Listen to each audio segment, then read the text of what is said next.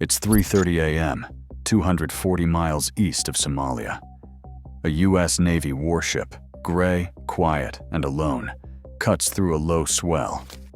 Then a voice on the net snaps. Multiple small contacts bearing 210, closing fast. Another controller answers. Too calm to be calm. Confirm count. A beat. Dozens.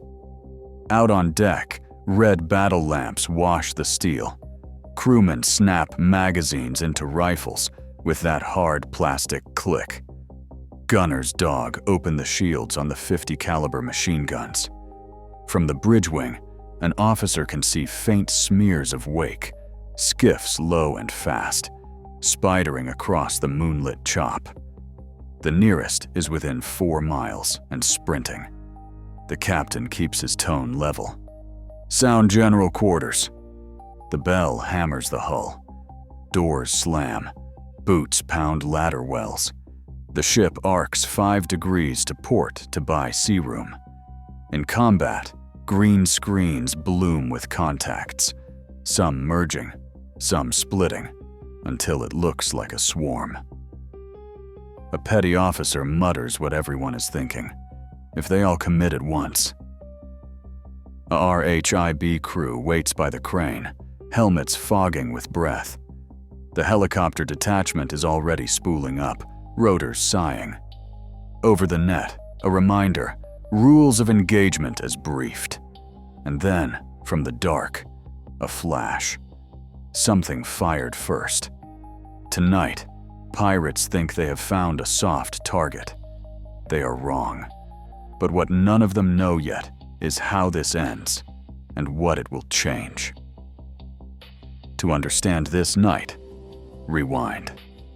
In the mid-2000s, Somalia's central government was shaky, its coast wide open, 1,800 miles of shoreline with little law. Foreign trawlers overfished the shallows. Local fishermen lost their catch and, in some accounts, turned to coast guards for hire.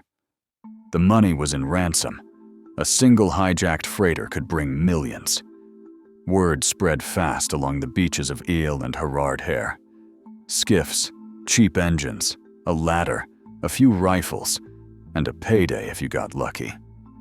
Then the traffic lane became a casino. The Gulf of Aden funneled 20,000 ships a year through a narrow gap. Motherships towed skiffs hundreds of miles off the coast. Pirates used cell phones and spotters on shore. Insurance rates climbed. Shipping companies told crews to speed up and add razor wire, but the attackers adapted. So coalitions formed. NATO, the European Union, and a US-led task force began. Patrolling. Rules of engagement were tight. The order was warn, deter, and only fire if fired upon. It worked mostly, but every so often, someone misjudged the gray shape on the horizon. Dawn, March 18th, 2006. The cruiser USS Cape St. George and the destroyer USS Gonzales were operating about 25 miles off Somalia. They were not hunting pirates that morning. They were escorting and watching sea lanes. But small contacts began to form, a mother dhow and skiffs. A boarding team in a rigid hulled inflatable boat moved to investigate, the way they had hundreds of times. Then the first crack of small arms fire came off the water. Splinters whipped from the boat's bow. Someone on the skiff shouldered a tube, a rocket-propelled grenade, and fired short. The warhead skipped and hissed. The US boats broke off, engines screaming. Warnings were done. The ships returned precise, aimed fire from small caliber mounts. A drum on a skiff ignited, likely fuel, turning that craft into an orange lantern. One pirate was killed, others hit. 2 skiffs were disabled. Survivors were pulled aboard. 12 suspects were detained. On the US side, no fatalities, no serious injuries. The cruiser and destroyer kept station, damage minimal to none. Later, a Dutch support ship treated the wounded. What mattered operationally was the message. A modern warship might look like a cargo prize to a distant spotter, but up close it is a porcupine, radar-eyed, well-drilled, and very awake. 4 years later, on April 1, 2010, near the Seychelles, the frigate USS Nicholas cut through the swell at night when a skiff opened fire. Short, angry bursts that snapped the surface.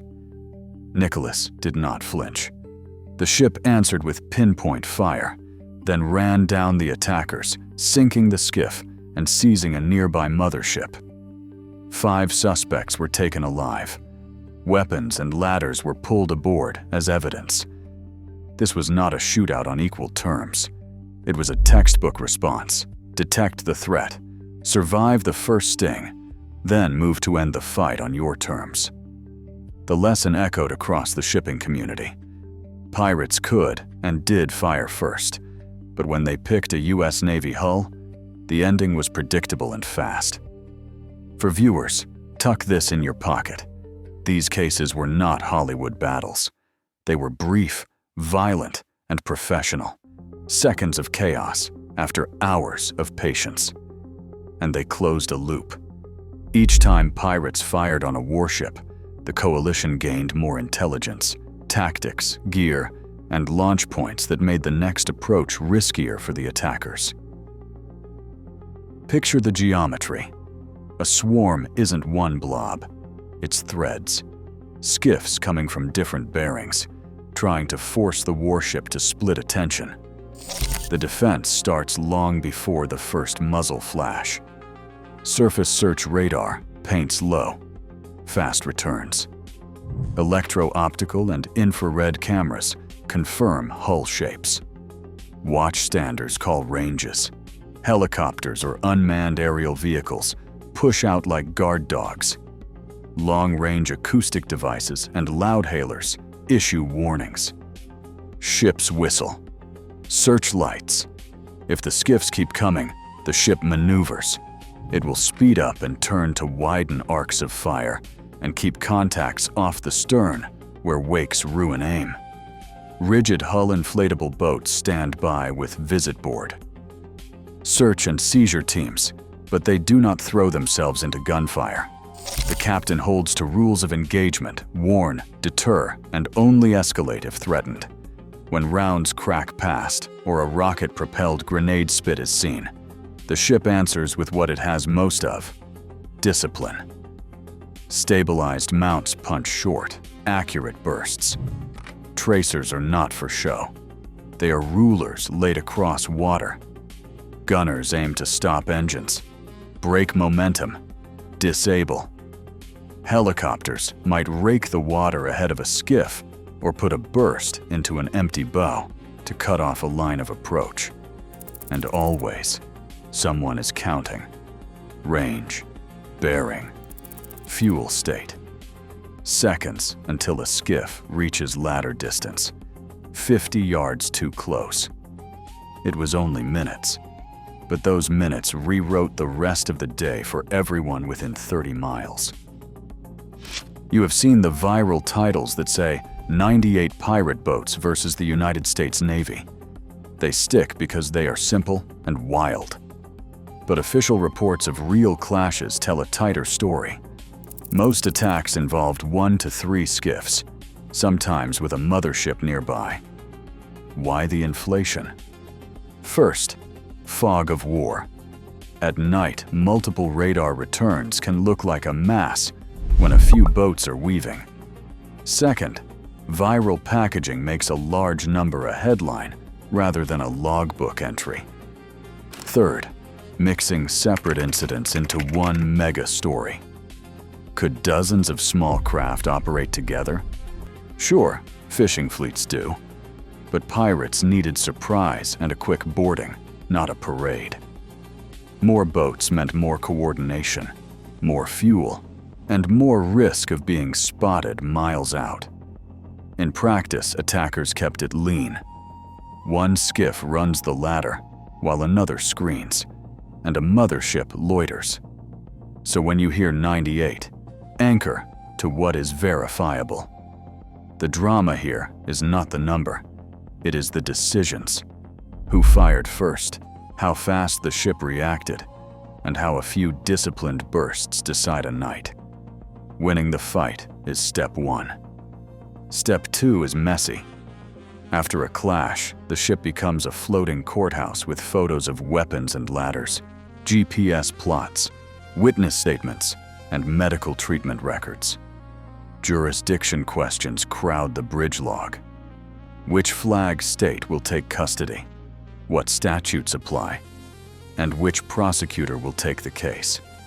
Many suspects in the early years were released at sea or repatriated because chains of evidence were thin or no state was ready to try them. Coalition partners learned. They built evidence kits, standard forms, camera checklists, and legal liaisons ashore. Some nations began flying in investigators or arranging transfers to regional courts. It was not just about stopping one skiff. It was about collapsing the business model that made the next crew launch at dawn. The biggest shift didn't happen on warships. It happened on merchant decks.